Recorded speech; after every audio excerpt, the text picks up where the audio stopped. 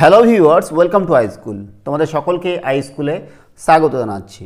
আজকে পড়ব আমরা ক্লাস 10-এর 26 নম্বর অধ্যায় রাশিবিজ্ঞান নিয়ে আলোচনা করব।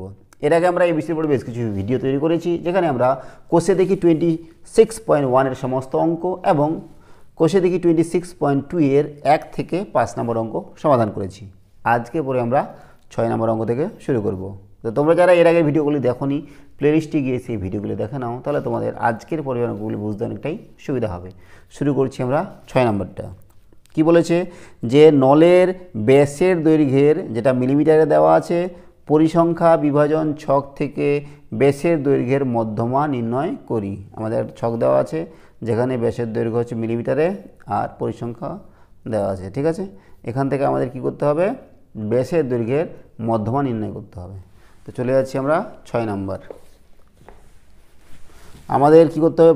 প্রথমে একটা ছক আঁকাতে হবে। তো আমরা ছকটা এঁকে নিচ্ছি। ছক আমাদের রেডি হয়ে গেছে। তো দেখো, প্রথমে আমরা কি লিখব? দেওয়া আছে যেটা ব্যাসের দৈর্ঘ্য, ব্যাসের দৈর্ঘ্য কি একক দেওয়া আছে? দেওয়া আছে মিলিমিটারে। তারপরে আমাদের পরিসংখ্যা,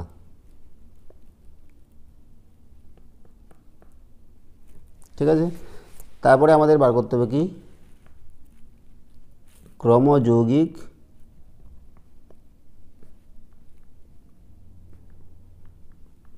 পরিসংখ্যা, ক্ষুদ্রতর সূচক। তো দেখো, ব্যাসার্ধের দৈর্ঘ্য আমাদের যেটা দেওয়া আছে সেটা আমরা লিখছি 18। তারপর দেখো 19, 20, 21, 22 মিলিমিটার, 23, 24, 25, ঠিক আছে। তারপর দেখো পরিসংখ্যা দেওয়া আছে আমাদের কত কত করে?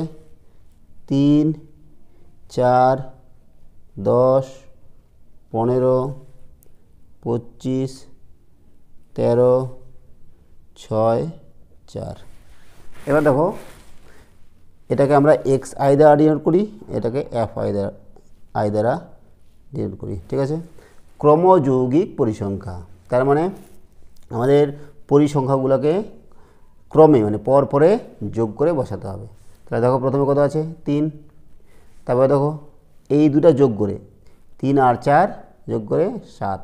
তারপরে আমাদের দেখো এই 7 আর 10 17, 17 হলো এখান থেকে 17 আর 15, 15 30 আর 32, ঠিক আছে। এখান থেকে 32 হলো, তারপরে যোগ করছি 32 আর 25, 5 2 7 আর 3 2 5, 57। তারপরে যোগ করতে হবে দেখো 13। তাহলে 7 3 10 0 হাতে 1, 5 1 6 1 7, 70 হলো। তারপরে 6 আছে দেখো 76 হবে। তারপরে এটা 4 যোগ করতে হবে 80। তাহলে ক্রমযৌগিক পরিসংখ্যা কত হলো আমাদের? 80। এটা হচ্ছে আমাদের সমান সমান n। তাহলে দেখো এখানে nটা আমরা কী পাচ্ছি? 80। তো লিখছি এখানে n সমান সমান 80। আর এটা কি যুগ্ম না অযুগ্ম? যুগ্ম। আর যুগ্ম হলে কি আমরা জানি? অতএব নির্ণীয় মধ্যমা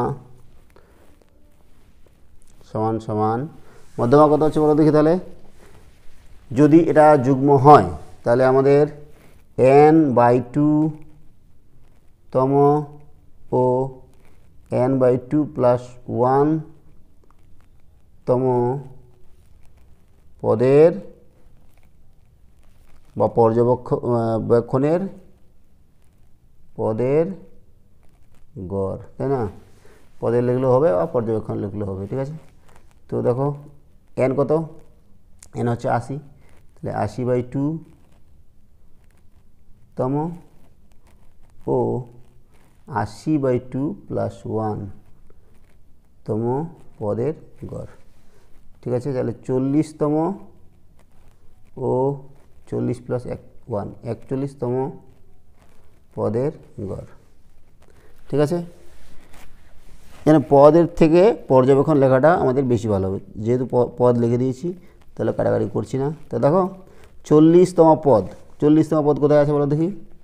40তম পদ আছে আমাদের এখানে, দেখো 57, ক্রমযোগী হচ্ছে 57, আর 41তম এখানেই আছে, 32-এর পরে এখানেই আছে, তার মানে দুটাই 22 করে হচ্ছে, 22 + 22/2, তাহলে 44/2 =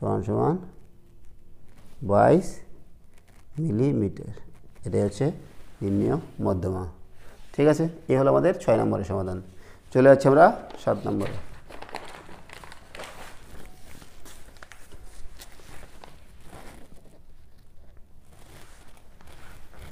দেখো 7 নম্বর অঙ্কটা কী দেওয়া আছে একটু দেখে নেব আমরা। 7 নম্বর অঙ্কটা দেওয়া আছে কি, যে মধ্যমা নির্ণয় করি, যেখানে আমাদের x দেওয়া আছে আর f দেওয়া আছে, এখান থেকে আমাদের মধ্যমা নির্ণয় করতে হবে। তো আমাদের কী করতে হবে প্রথমে বলো দেখি? প্রথমে আমাদের ছক আঁকাতে হবে একটা, তাহলে আমরা ছক বানাচ্ছি।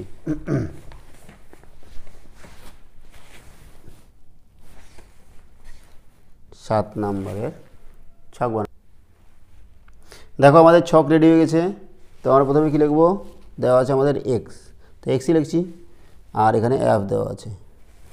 এক্স আর এফ কী কী দেওয়া আছে সেটা লিখে নিচ্ছি। 0, 1, 2, 3, 4, 5, 6, আর এফ দেওয়া আছে 7, 44, 35, 16, 9, 4, 1, আর এটা কি ক্রমযৌগিক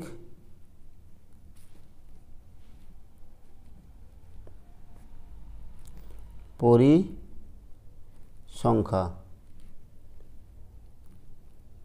ক্ষুদ্রতর সূচকে। ঠিক আছে, তো দেখো ক্রমযৌগিক মানে কি, পরপর যোগ করে বসাবো আমরা। 7 এটা যোগ করব, 7 আর 44 যোগ করলে আমাদের কত হবে? 51, 51 আর 35 যোগ করলে 5 একে 6, 5 3 8, 86, 86 আর 16 যোগ করলে 6 6 12 2, হাতে 1, 8 একে 9 10, 102, তারপরে 9 যোগ করব 111, 4 যোগ করব 115, 116, তাহলে n কত হচ্ছে এখানে? n হচ্ছে 116। তো লিখে দিচ্ছি আমরা এখানে n = 116। এটা কি যুগ্ম না অযুগ্ম? যুগ্ম, যুগ্ম। আর যুগ্ম হলে কি হবে? তাহলে লিখছি আমরা নির্ণেয় মধ্যমা সমান যুগ্ম হলে n/2 তম ও n/2 + 1 তম পদের 1 তম পদ বা পর্যবেক্ষণের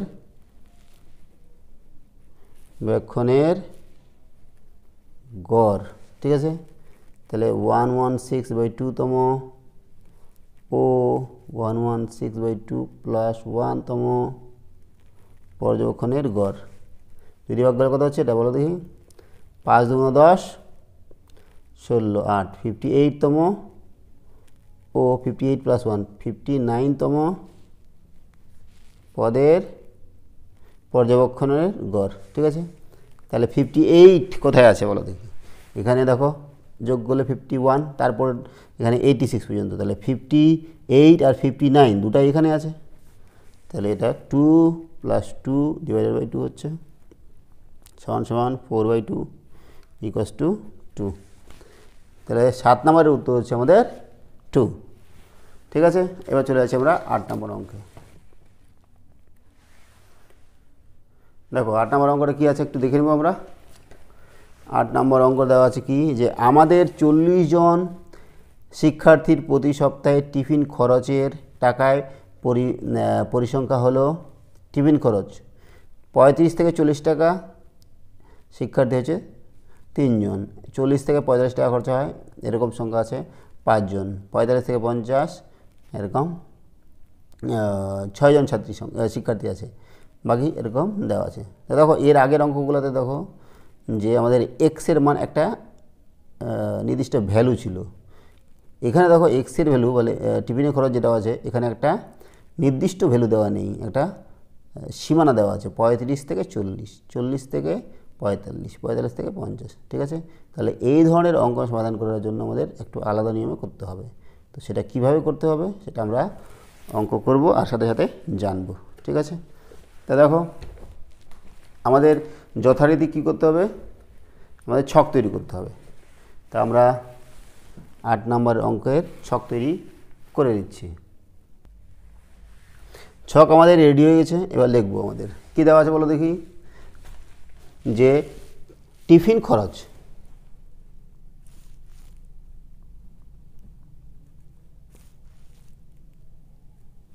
টাকায় দেওয়া আছে, তাই না?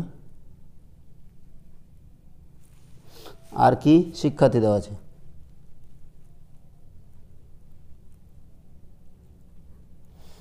আর এখানে আমাদের বার করতে হবে ক্রমযৌগিক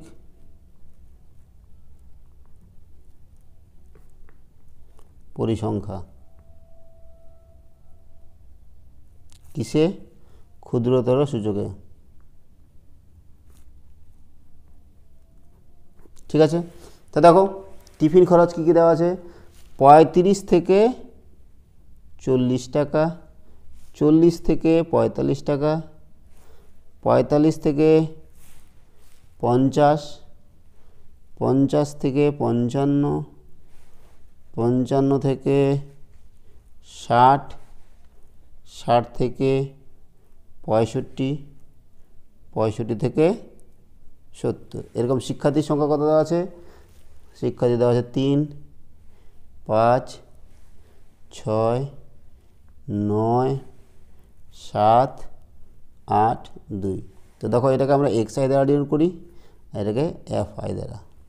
ক্রমযৌগিক মানে কি, পরপর যোগ করব। আর ক্ষুদ্রতর সূচক কি, কারণ এটা দেখো ক্ষুদ্রতর সূচকে দেওয়া আছে, মানে 35, তারপর দেখো 40, 45 এরকম করে দেওয়া আছে।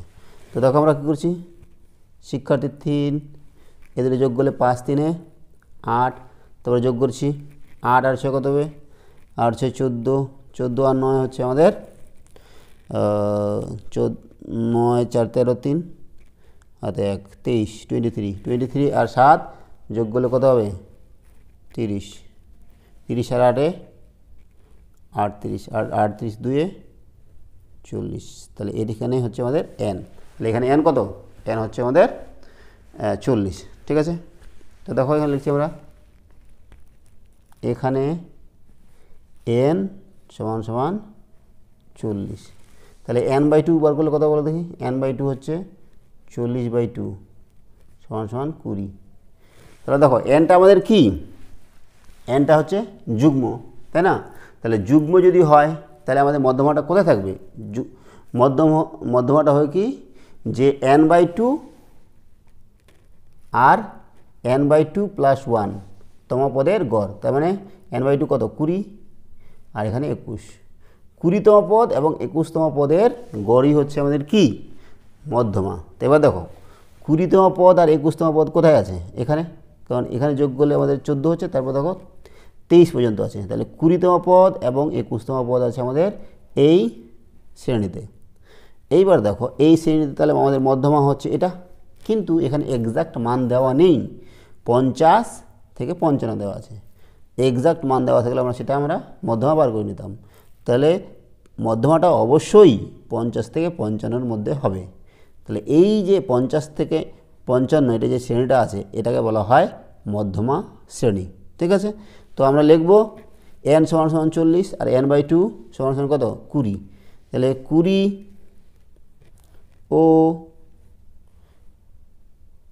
তার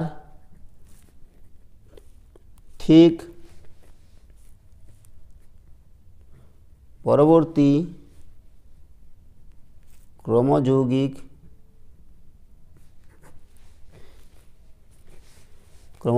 পরিসংখ্যা কোন শ্রেণীর মধ্যে আছে, এই শ্রেণীর মধ্যে আছে, তাই না? কারণ যে এখানে 20ও আছে 21ও আছে। পরিসংখ্যা 50 থেকে 55 শ্রেণীর মধ্যে আছে। এই শ্রেণীটার নাম কি, এই শ্রেণীর নাম হচ্ছে মধ্যমা শ্রেণী। অতএব মধ্যমা শ্রেণী সমান সমান 50 থেকে 55। ঠিক আছে, এইবার মধ্যমা বার করার একটা সূত্র আছে। অতএব মধ্যমা সমান সমান হচ্ছে L plus n/2 minus CF divided by F into H। এখানে L কি, N কি, CF কি, F কি, H কি, মানে এটা প্রত্যেকটা লিখব। দেখো যেখানে L কি, L হচ্ছে মধ্যমা শ্রেণীর নিম্ন সীমানা। মধ্যমা শ্রেণী কোনটা আমাদের? এটা। তাহলে মধ্যমা শ্রেণীর নিম্ন সীমানা হচ্ছে কত? 50। তাহলে L কত হবে এখানে? L হবে আমাদের 50। ঠিক আছে, তাহলে L এখানে 50 হচ্ছে। ঠিক আছে, তারপর দেখো N আমরা তো জানি, Nটা কি? N হচ্ছে পর্যবেক্ষণ সংখ্যা বা পদ সংখ্যা। কত পর্যবেক্ষণ সংখ্যা এখানে আমাদের? কত? N হচ্ছে 40, তাই না? তাহলে Nটা 40। তারপরে আমাদের কি? F। Fটা কি? Fটা হচ্ছে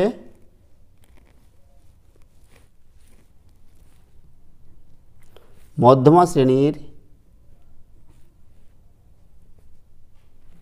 পরিসংখ্যা। মধ্যমা শ্রেণী কোনটা?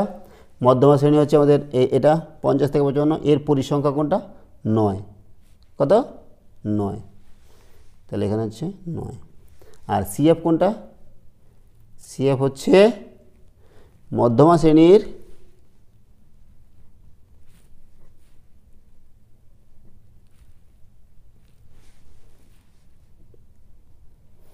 ঠিক আগের শ্রেণীর ক্রমযৌগিক পরিসংখ্যা। CFটা কি? যে মধ্যমা শ্রেণীর ঠিক আগের শ্রেণীর ক্রমযৌগিক পরিসংখ্যা। মধ্যমা শ্রেণী এটা তার আগের শ্রেণীর ক্রমযৌগিক পরিসংখ্যা, মানে কত? 14। কত? 14। আর কি থাকলো? H। H কি? H হচ্ছে মধ্যমা শ্রেণীর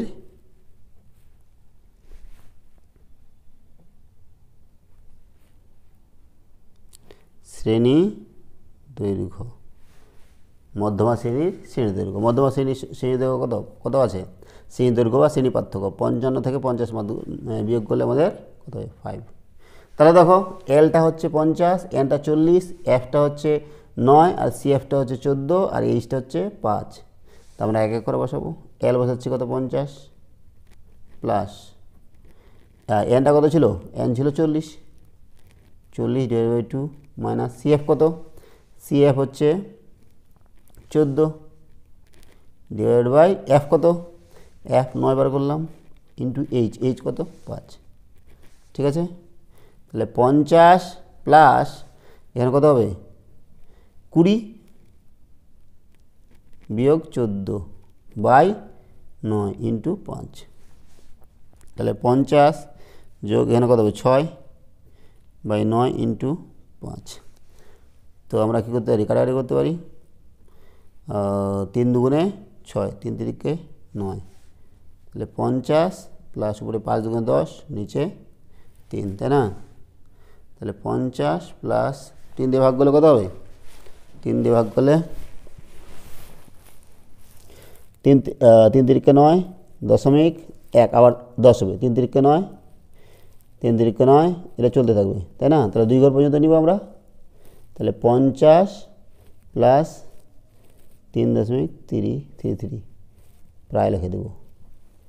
তাহলে 53.33 প্রায়। ঠিক আছে, তাহলে আমাদের কি হচ্ছে? মধ্যমা হচ্ছে 53.33। এটা কিসে ছিল? টাকায় হবে নিশ্চয়ই, যেহেতু টিফিন খরচ। তাই না? তাহলে আমাদের 8 নম্বরের সমাধান হচ্ছে 53.33 টাকা প্রায়। নেক্সট চলে যাব আমরা 9 নম্বর অঙ্কে।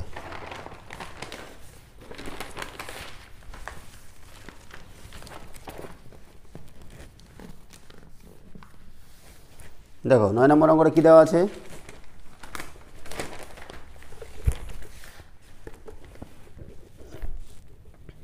যে নিচের তথ্য থেকে ছাত্রদের উচ্চতার মধ্যমান নির্ণয় করি। উচ্চতা দেওয়া আছে সেমিতে 135 থেকে 40, 140 থেকে 45, বাকি দেওয়া আছে এরকম এরকম ছাত্রের সংখ্যা 6, 10, এরকম 19, 22। ঠিক আছে, তো আমাদের কী করতে হবে, প্রথমে ছক তৈরি করতে হবে। তো আমরা ছকটা তৈরি করব। 9 নম্বরের ছক তৈরি করছি আমরা। তাহলে আমাদের ছক তৈরি হয়ে গেছে। এবার লিখব আমরা 9 নম্বরে কী দেওয়া আছে, উচ্চতা, তাই না? কিসে আছে, সেমিতে দেওয়া আছে। তারপরে আমাদের ছাত্রের সংখ্যা, ছাত্রদের সংখ্যা, আর এখানে কি ক্রমযৌগিক পরিসংখ্যা, ক্ষুদ্রতর সূচক। দেখো উচ্চতাকে আমরা xi দ্বারা ডিনোট করছি আর এটাকে fi দ্বারা। তো আমাদের কী কী আছে বলো দেখি। দেওয়া আছে 135 সেমি থেকে 140, 140 থেকে 145, 145 থেকে 150, 150 থেকে 155, 155 থেকে 160, 160 থেকে 165, 165 থেকে 170। ছাত্রদের সংখ্যা কী দেওয়া আছে, 6, তারপর 10, তারপরে 19, 22, 20, 16, 7। ক্রমযৌগিক পরিসংখ্যা বার করছি আমরা। এখানে 6, তারপর এটা যোগ করতে হবে, 6 আর 10 16, 16 আর 19 যোগ করতে হবে, কত হবে 9, 6, 15, 5 হাতে 1, 1, 1, 2, 3, 35, 35 আর 22 যোগ করলে 5, 2, 7, 3, 2, 5, 57। তারপরে দেখো কী করছি আমরা, 20 যোগ করছি, তাহলে 77। আর তারপরে 16 যোগ করবো, 6, 6, 12, 13, 3 হাতে 1, 7, 8, 9, 93 আর 7 যোগ করলে 100। তাহলে n কত হচ্ছে আমাদের, n হচ্ছে 100। লিখছি আমরা এখানে n কত, 100। তাহলে আমাদের কি হবে, n/2 তম পদ এবং n/2 + 1 তম পদ, তাই না? তাহলে n/2 কত বলো দেখি। n/2 হচ্ছে 100/2 সমান 50তম এবং তার পরবর্তী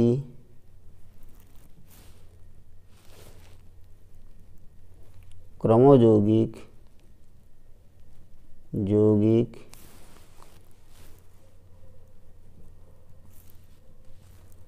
পরিসংখ্যা কোন শ্রেণীর মধ্যে আছে বলো দেখি।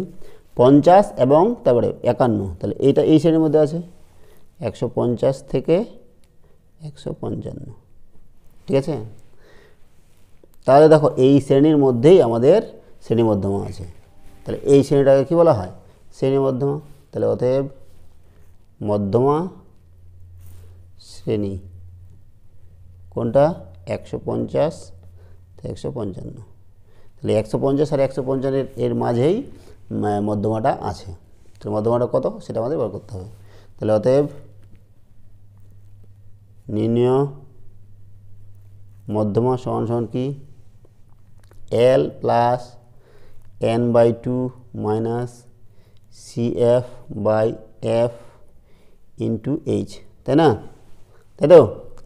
আর এলটা কি, একটু আগে করলাম, এল হচ্ছে আমাদের মধ্যমা শ্রেণীর নিম্নমান, তাহলে কত হচ্ছে 150, তাই না? আর এন তো কত, এন হচ্ছে আমাদের 100। আর এফ কত, এফটা হচ্ছে আমাদের এই যে মধ্যমা শ্রেণী আছে তার পরিসংখ্যা, ঠিক আছে। তাহলে মধ্যমা শ্রেণীর পরিসংখ্যা কত 22। আর সিএফটা কি, সিএফটা হচ্ছে মধ্যমা শ্রেণীর আগেরটার ক্রমযৌগিক পরিসংখ্যা। তাহলে কত মধ্যমা শ্রেণীর আগের এটা, তারপর হচ্ছে 35, 35। আর এইচ কোনটা, এই যে মধ্যমা শ্রেণী আছে তার পার্থক্য 155 থেকে 150 বাদ দিলে 5 হয়, ঠিক আছে। তাহলে সবগুলো মান পেয়ে গেলাম। তাহলে এল বসাচ্ছি 150 প্লাস এন হচ্ছে আমাদের 100/2, সিএফ কত 35, নিচে এফ কত 22, আর এইচ হচ্ছে 5। 150 প্লাস এটা কত হবে, 100কে 2 দিয়ে ভাগ করলে 50 মাইনাস 35 ডিভাইড বাই 22 ইন্টু 5। তাহলে 150 প্লাস এনে বিয়োগ করলে কত হবে 35, 15 হবে, 15/22 ইন্টু 5, তাই না। তাহলে আমাদের কী করতে হবে, এটা কাটাকাটি করতে হবে। কাটাকাটি যাবে, যাবে না, ভাগ করতে হবে। তাহলে 150, 5 5 কত 25, 5 5 25, আর 2 5 একে 5, 7 75 ডিভাইড বাই 22। তাহলে 22 দিয়ে ভাগ করলে কত হবে সেটা আমরা ভাগ করব। 75, 22 3 কত, এই 3 2 6, 3 2 6 66, তাহলে হচ্ছে আমাদের 9, তাই না।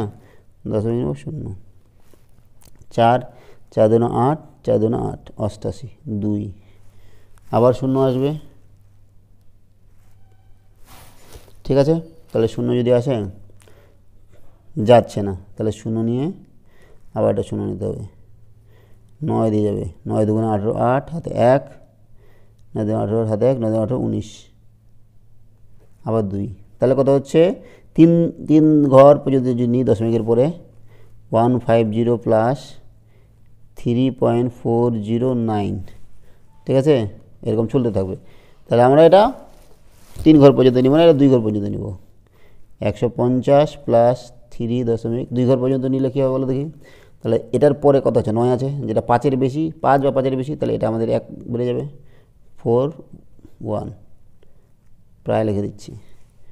তাহলে 153.41 উচ্চতা ছিল না, তাহলে সেমি হবে প্রায়। হ্যালো, তো এই হচ্ছে আমাদের 9 নম্বরের সমাধান। আজকে আমরা এখানে রাখছি। সঙ্গে থাকার জন্য অসংখ্য ধন্যবাদ। দেখা হচ্ছে পরের ভিডিওতে। Have a nice day.